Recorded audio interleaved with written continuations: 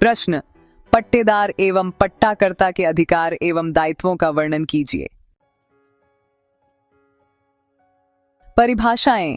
पट्टा यानी लीज, जब कोई व्यक्ति किसी अचल संपत्ति को एक निश्चित समय और किराए पर उपयोग के लिए दूसरे को देता है तो उसे पट्टा कहा जाता है।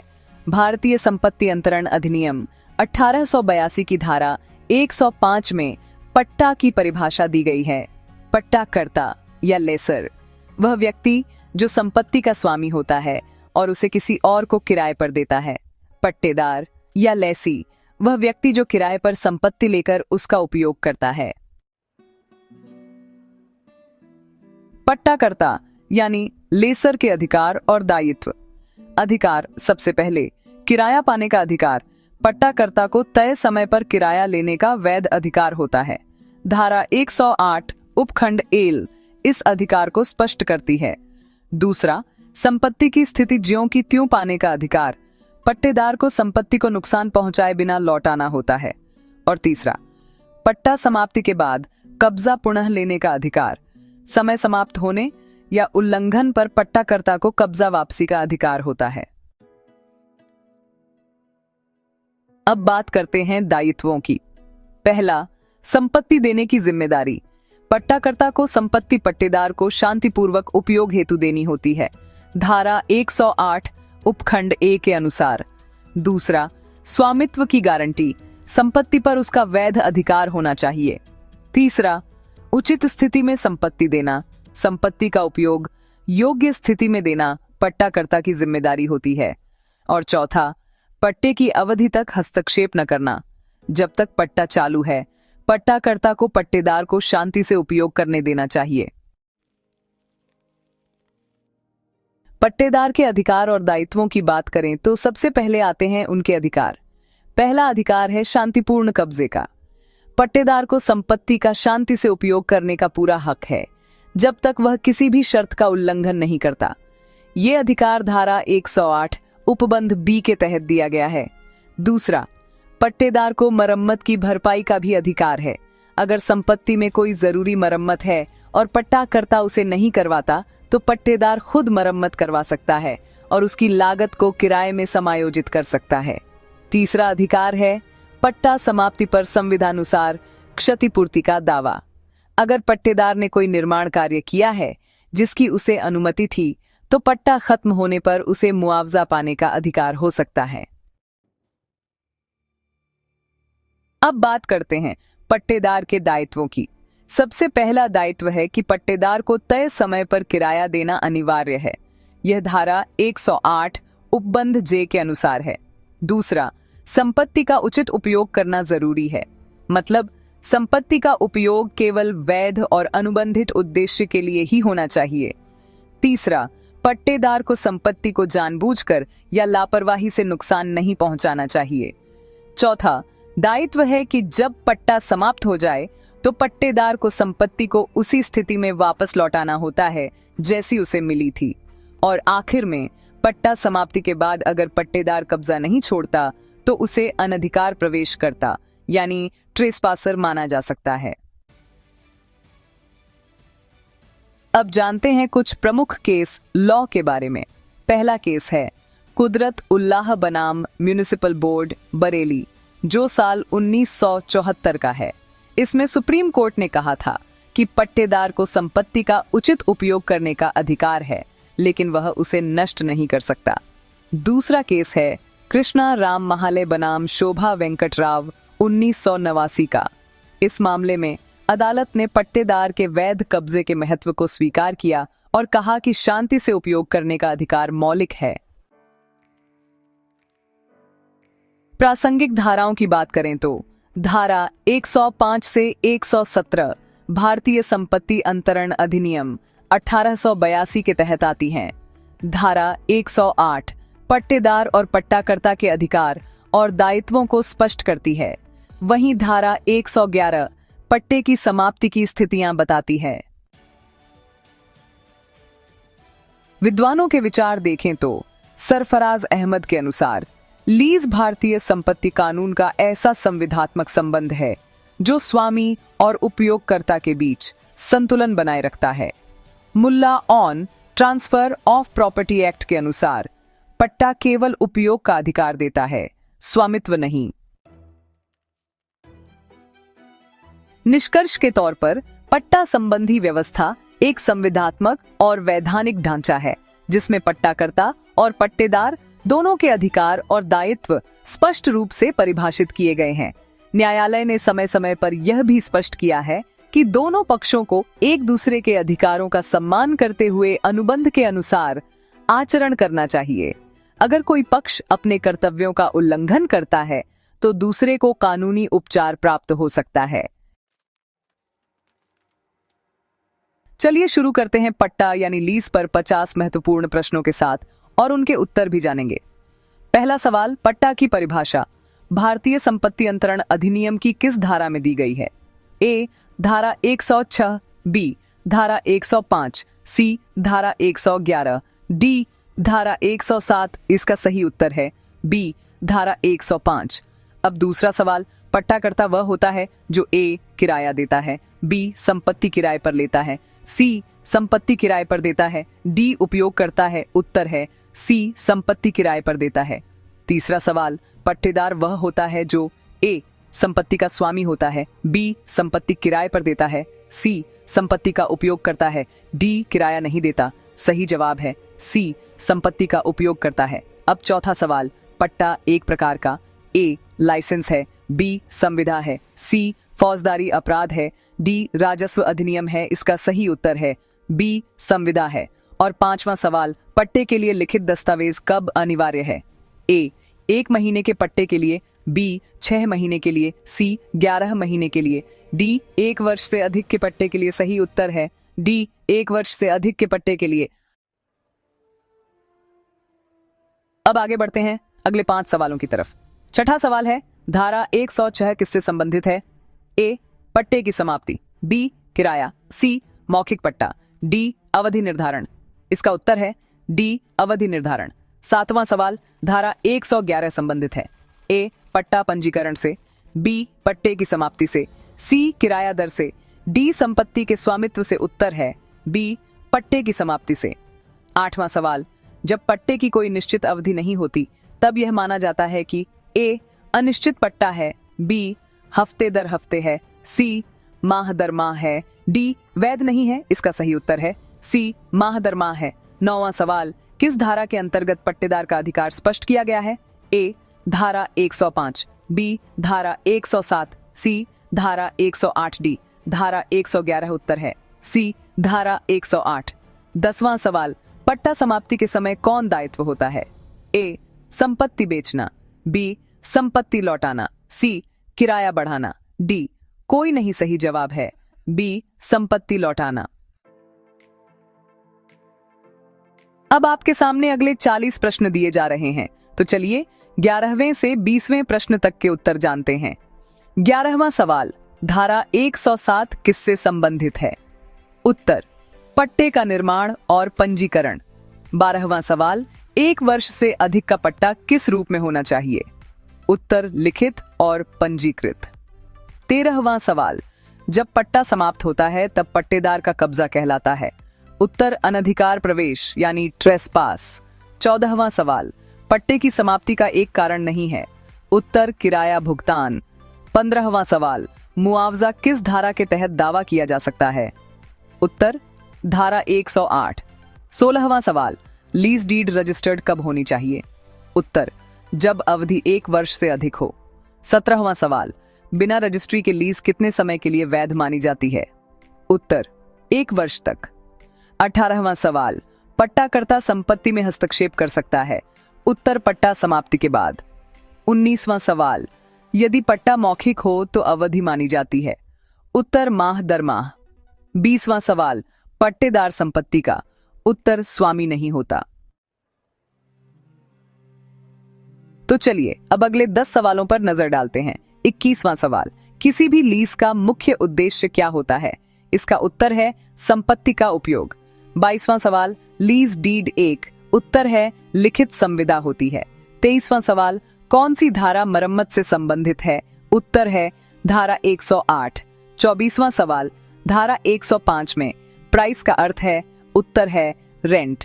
25वां सवाल, लीज डीड को कैसे समाप्त किया जा सकता है? इसका उत्तर है नोटिस देकर। 26वां सवाल, पट्टेदार अगर संपत्ति को नुकसान पहुंचाए तो? उत्तर है पट्टा समाप्त किया जा सकता है। 27वां सवाल, कृषि योग्य भूमि पर लीज कितने समय तक होती है?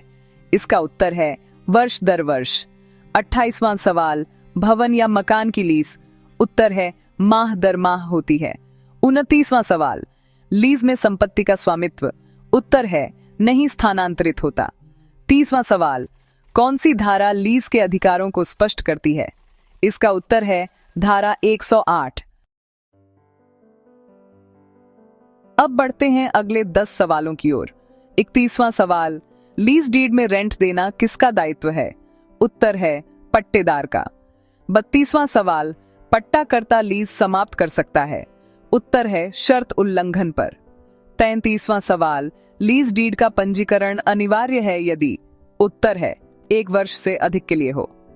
34वां सवाल, लीज एक प्रकार का? उत्तर है अनुबंध।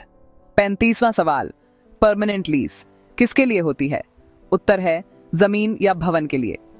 36वां सवाल, लीज डीड में अगर कोई शर्त उल्लंघन हो तो? उत्तर है नोटिस देकर समाप्त किया जा सकता है। 37वां सवाल, पट्टेदार संपत्ति को उपपट्टा दे सकता है? उत्तर है अगर अनुबंध में अनुमति हो। 38वां सवाल, रेंट ना देने पर पट्टाकर्ता कर सकता है?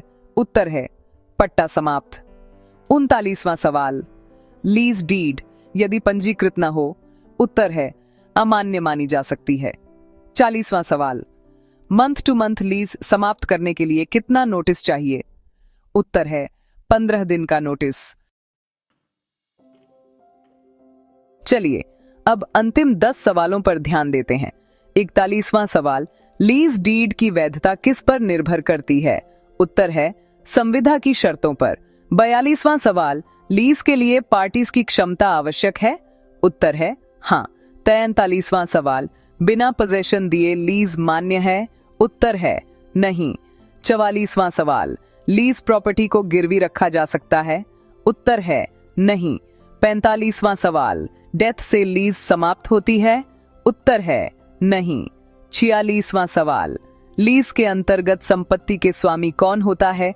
उत्तर है पट्टाकर्ता। 47वां सवाल, लीज डीड में लिखी शर्तें? उत्तर है बाध्यकारी होती हैं।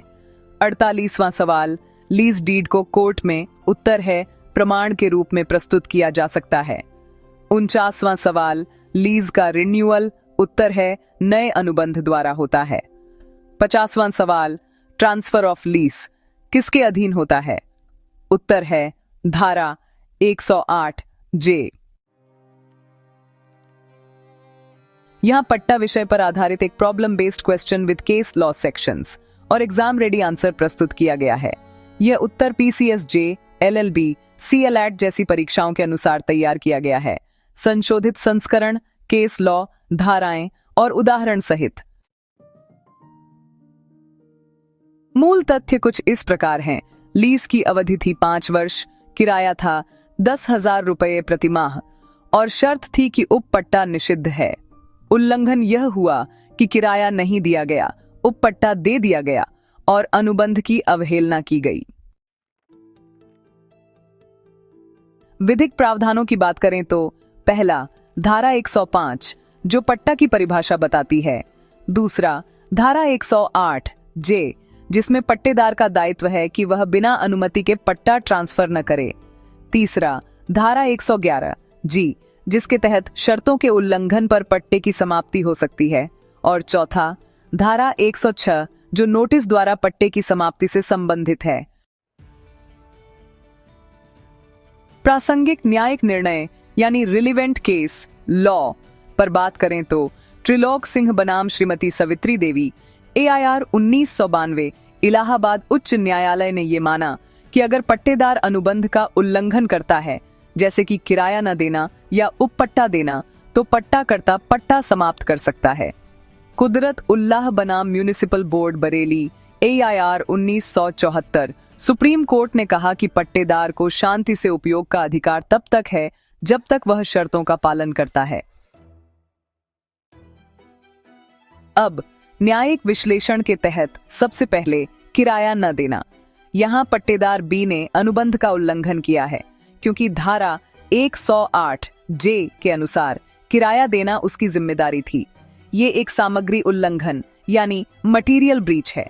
दूसरा, उपपट्टा देना। अनुबंध में ये बात साफ थी कि उपपट्टा निषिद्ध है। धारा 108 जे के अनुसार बिना पट्टाकर्ता की अनुमति के उपपट्टा देना अनुचित है। तीसरा, पट्टा समाप्ति। धारा 111 जी कहती है कि यदि पट्टेदार शर्तों का उल्लंघन करे तो पट्टाकर्ता पट्टा समाप्त कर सकता है। इन्हें वैधानिक रूप से नोटिस दिया है, जो कि धारा 106 के तहत आवश्यक है। निष्कर्ष के तौर पर ए द्वारा पट्टा समाप्त करना पूरी तरह वैध और न्यायसंगत है। बी को उपपट्टा देने का कोई वैध अधिकार नहीं था, क्योंकि यह अनुबंध में वर्जित था। बी ने अनुबंध और कानून दोनों का उल्लंघन किया है, इसलिए ए को संपत्ति पुनः प्राप्त करने और बी के विरुद्ध कार्रवाई करने का पूर्ण अधिकार है। अब चलिए प्रॉब्लम बेस्ड क्वेश्चन 1 देखते हैं। प्रश्न है, एक्स ने वाई को 3 वर्षों के लिए एक मकान किराए पर दिया। अनुबंध के अनुसार वाई को हर महीने 5,000 रुपये किराया देना था। वाई ने 8 महीने तक किराया नहीं दिया और मकान में अवैध निर्माण कार्य करवा दिया। एक्स ने वाई को 15 दिन का नोटिस देकर पट्टा समाप्त कर दिया। क्या एक्स द्वारा पट्टा समाप्त करना वैध है? ठीक है, तो उत्तर कुछ इस प्रकार है। वाई ने 2 उल्लंघन किए हैं। पहला, किराया न देना, जो कि धारा 108 उपधारा जे के अंतर्गत आता है, और दूसरा, संपत्ति को क्षति पहुंचाना, जो कि धारा 108 उपधारा क्यू के अंतर्गत आता है। एक्स ने धारा 111 उपधारा जी के अनुसार वैध रूप से पट्टा समाप्त किया है। इस संदर्भ में केस लॉ है त्रिलोक सिंह बनाम सावित्री देवी।